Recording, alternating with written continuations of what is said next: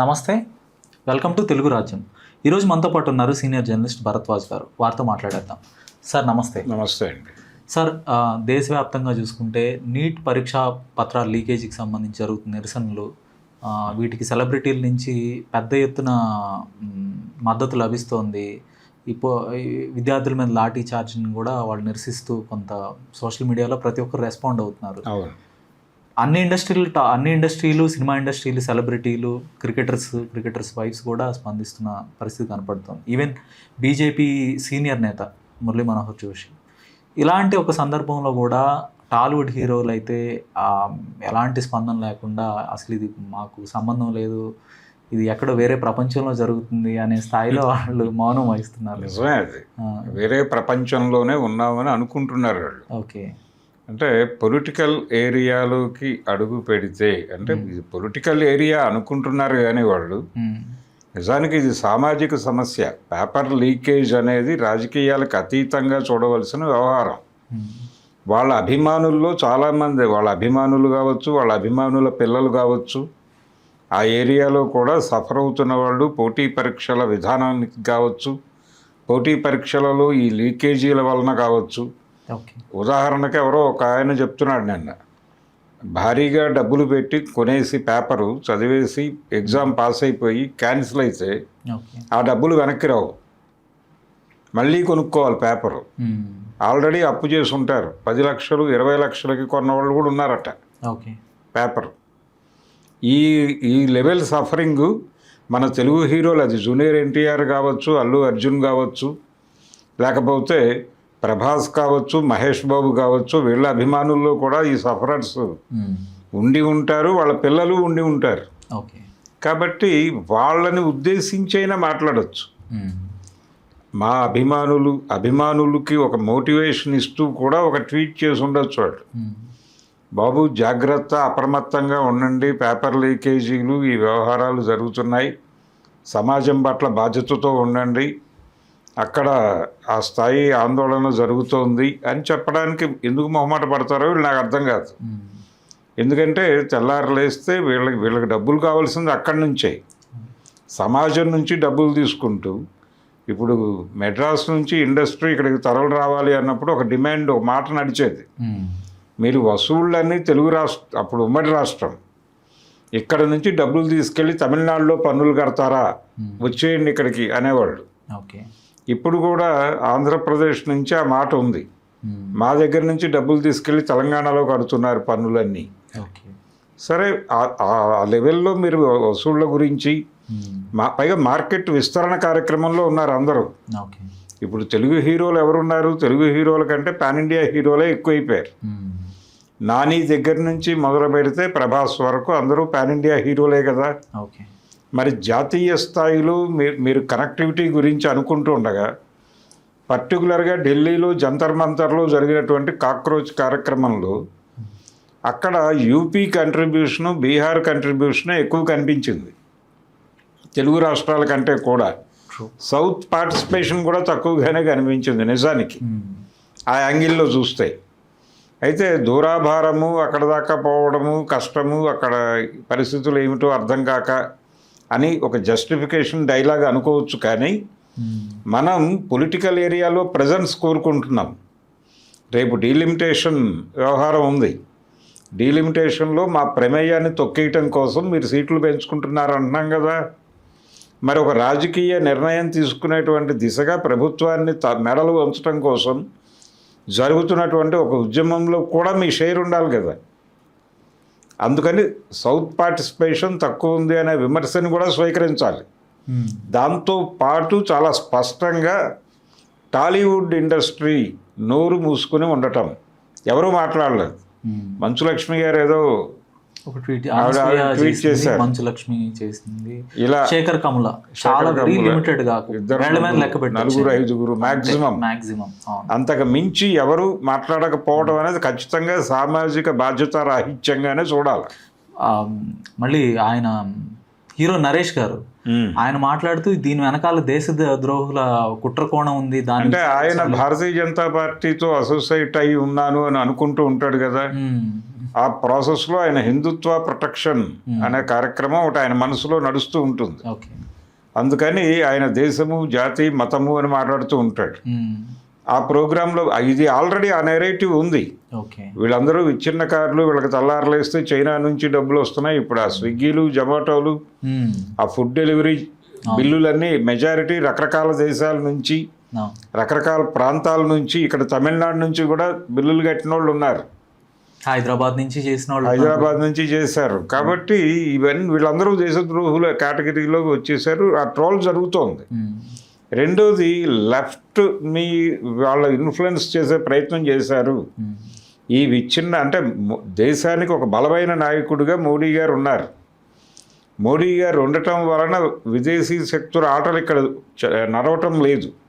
పర్టికులర్గా పాకిస్తాన్ ఉగ్రవాదుల్ని కట్టడి చేయడంలో నరేంద్ర మోడీ గారు ఎఫెక్టివ్గా పనిచేస్తున్నాడని మాట్లాడుతున్నారు. కానీ నిజానికి వీళ్ళ అధికారంలోకి వచ్చాక జరిగిన దాడుల సంఖ్య కూడా గణనీయంగానే ఉంది.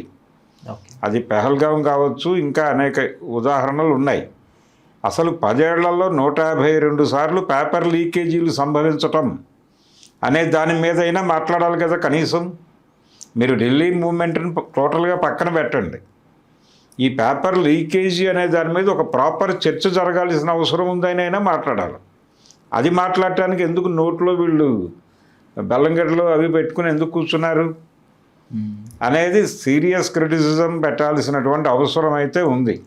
సామాజిక బాధ్యత ఉందా మీకు, లేదా సమాజంలో జరిగే విషయాల పట్ల ఈ సమాజంలో నుంచి డబ్బులు తీసుకెళ్ళి బతుకుతున్నారు కదా మీరు వేరే ప్రపంచంలో మీకు దైవలోకం నుంచి ఏమీ రావడం లేదు నిధులు.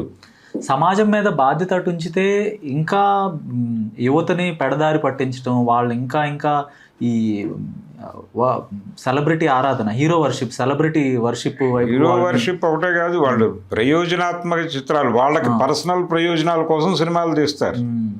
అంటే ప్రజల మనసుల్లో అనవసరమైన భావజాలాన్ని నింపే సినిమాలు. ఇప్పుడు RRR అనే సినిమా ఉంది. ఆ సినిమా చాలా తప్పుడు భావాలని ప్రజల బుర్రల్లో నింపింది. అలాంటి సినిమాలు తీశారు. ఇప్పుడు కార్తికేయ 2 ఇలాంటి సినిమాలు, అలాగే అఖండ లాంటి సినిమాలు, ఇలాంటి సినిమాలన్నింటినీ మీరు ప్రమోట్ చేస్తారు. ఇక్కడ హిందూ మతం మీద ఏదైనా జరిగితే వెంటనే స్పందిస్తారు. హిందూ మతం మీద జరిగినప్పుడు స్పందించినప్పుడు విద్యార్థుల మీద జరిగిన దానికి ఎందుకు స్పందించరు మీరు? అంటే హిందూ మతం మీద ఏమి జరగకపోయినా స్పందిస్తారు. ఎందుకంటే హిందూ ఓట్ బ్యాంక్ ఉంది అక్కడ. 84% హిందువులు ఓటు బ్యాంక్ ఉంది ఈ దేశంలో అనేది ఒక స్టడీ. కాబట్టి దీన్ని కోల్పోతావేమో అని భయం. అంటే స్టూడెంట్ సెగ్మెంట్ మీతో కనెక్ట్ అయ్యి ఉంది, దాని గురించి ఎందుకు మాట్లాడరు మీరు? అంటే అక్కడ ఒక నెరేటివ్ కల్పించేశారు వాళ్ళు ఆల్రెడీ. అక్కడ కూర్చున్న వాళ్ళందరూ దేశద్రోహులు, విచ్ఛిన్నకారులు, ఆ వాంగ్చుక్ అనేటువంటి పెద్ద మనిషి ఫేకు, ఆయన టోటల్ జీవితమే ఫేకు అని ఆయన మీద నెగిటివ్ ప్రచారాలు. ఆయన ఫేకే కావచ్చు అంటే అక్కడ కూర్చున్నాడు భోజనం మానేసి. దాని మీద మాట్లాడు నువ్వు. ఇప్పుడు ఒక దొంగ అయినంత మాత్రాన, లేదు నేరస్తుడు అయినంత మాత్రాన గ్రాంటెడ్గా తీసుకుని చంపేసే అధికారం లేదు అని మాట్లాడుకుంటున్నాగా ప్రజాస్వామిక విలువగా. ఆ పరిధిలో అయినా మాట్లాడాలిగా మీరు నోరు తెరిచి.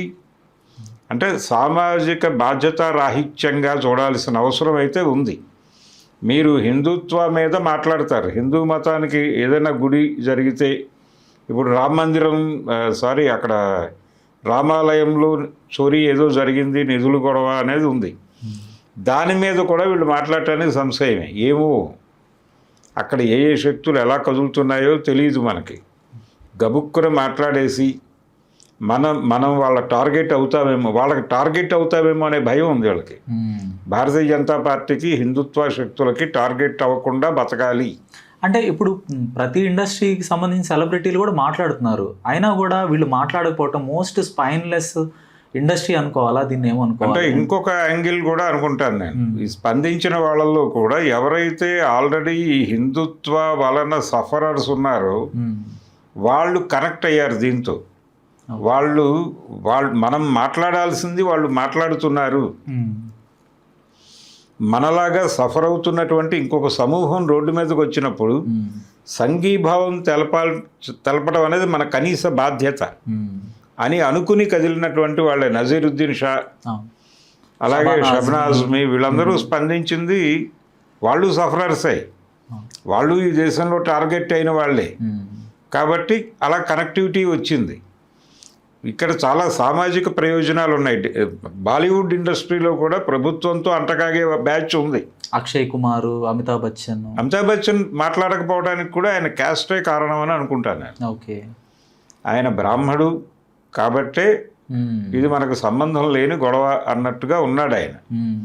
అంటే వాళ్ళకి ఒక విజన్ వచ్చేస్తుంది ఆటోమేటిక్గా. ఓకే, ఆ విజన్లో నుంచి విషయాన్ని అర్థం చేసుకుని ఇక్కడ మనం మాట్లాడకుండా ఉండటమే మంచిది అని నిర్ణయాలు.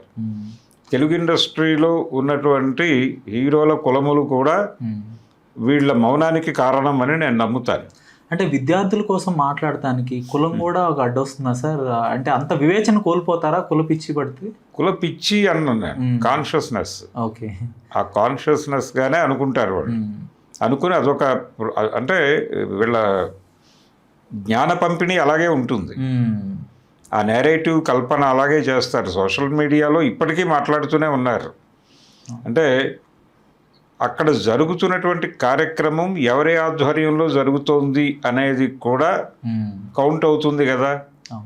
ఎవరా కాక్రోచ్ మూమెంటు, ఆ అభిజిత్ ఎవరు, వారి పుట్టు పూర్వోత్తరాలు ఏమిటి, వారు ఏం చదివారు, వారి కులగోత్తరాలు ఏమిటి, ఇవన్నీ స్కాన్ చేయకుండా మాట్లాడరుగా. భారతదేశంలో ఎవరు లేదన్నా ఉందన్నా కులము అనేది ఉంది బలముగా. ఇంకా ఈ రోజుల్లో కులం ఏమిటండి అని ఊరికేనే బయట మాట్లాడుకోవడానికి బాగుంటుంది, కానీ కులం ఉంది. అందువల్ల ఆ యాంగిల్ కూడా చూడాలి అంటున్నాను నేను. అనేక కోణాలు ఉన్నాయి. హిందుత్వాకి సరెండర్ అయి బతుకుతున్నారు వీళ్ళు. దాంతోపాటు హిందుత్వాకి అగెనెస్ట్గా మాట్లాడితే 84% ఓట్ బ్యాంక్ ఉంది. వాళ్ళే మన వేవర్సు. మనది pan India market. Pan India మార్కెట్లో మన ఇమేజ్ డ్యామేజ్ కాకుండా చూసుకోవాలి. వాళ్ళతో దగ్గరగా ఉండాలి, లేకపోతే వాళ్ళు ఇన్కమ్ ట్యాక్స్ దాడులు చేయిస్తారు, ఈడీ దాడులు చేయిస్తారు. వీళ్ళు ఒకవేళ నోరు తెరిచి మాట్లాడితే రెండో రోజున వీళ్ళని ఎలా కంట్రోల్లోకి తెచ్చుకోవాలో వాళ్ళకి తెలుసు.